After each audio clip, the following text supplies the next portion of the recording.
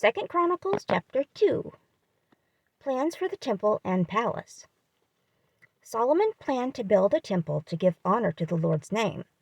He also planned to build a palace for himself. He got 70,000 laborers and 80,000 stonemasons to cut stones in the mountains. He chose 3,600 foremen to supervise the workers. Then Solomon sent this message to King Hiram of Tyre. "Help me as you helped my father David. You sent him cedar logs so that he could build a palace for himself to live in. I will build a temple to honor the name of the Lord my God. At the temple we will burn incense in front of him, and we will always put the holy bread on the special table. We will offer burnt offerings every morning and evening, on the Sabbath days, during new moon celebrations, and on the other special days that the Lord our God has commanded us to celebrate. This is a rule for the people of Israel to obey forever. I will build a great temple because our God is greater than all the other gods. No one can really build a house to put our God in. The whole sky and the highest heaven cannot contain our God, so I cannot build a temple to put him in.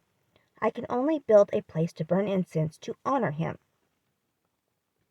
Now I would like you to send me a man who is skilled in working with gold, silver, bronze, and iron. He must know how to work with purple, red, and blue cloth. He will work here in Judah and Jerusalem with the craftsmen my father chose. Also, send me wood from cedar trees, pine trees, and algum trees for the country of Lebanon. I know your servants are experienced at cutting down trees from Lebanon. My servants will help your servants. I will need lots of wood because the temple I am building will be very large and beautiful. This is what I will pay for your servants to cut down the trees for wood.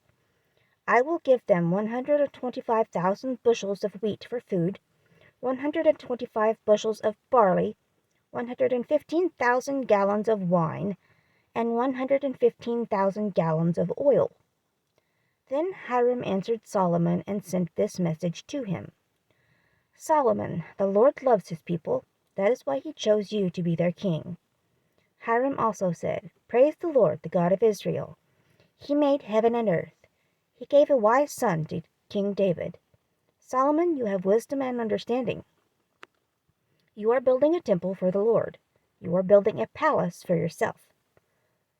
I will send you a skilled craftsman named Huram-Abi. His mother was from the tribe of Dan, and his father was from the city of Tyre. Huram-Abi has skill in working with gold, silver, bronze, iron, stone, and wood. He also has skill in working with purple, blue, and red cloth, and expensive linen. Huram-Abi can design and build anything you tell him. He will work with your craftsmen and with craftsmen of your father, King David. Now, sir, you offer to give us wheat, barley, oil, and wine. Give them to my servants, and we will cut as much wood as you need from Lebanon. You will tie the logs together and float them by sea to the town of Joppa. Then you can carry the wood to Jerusalem." So Solomon counted all the foreigners living in Israel.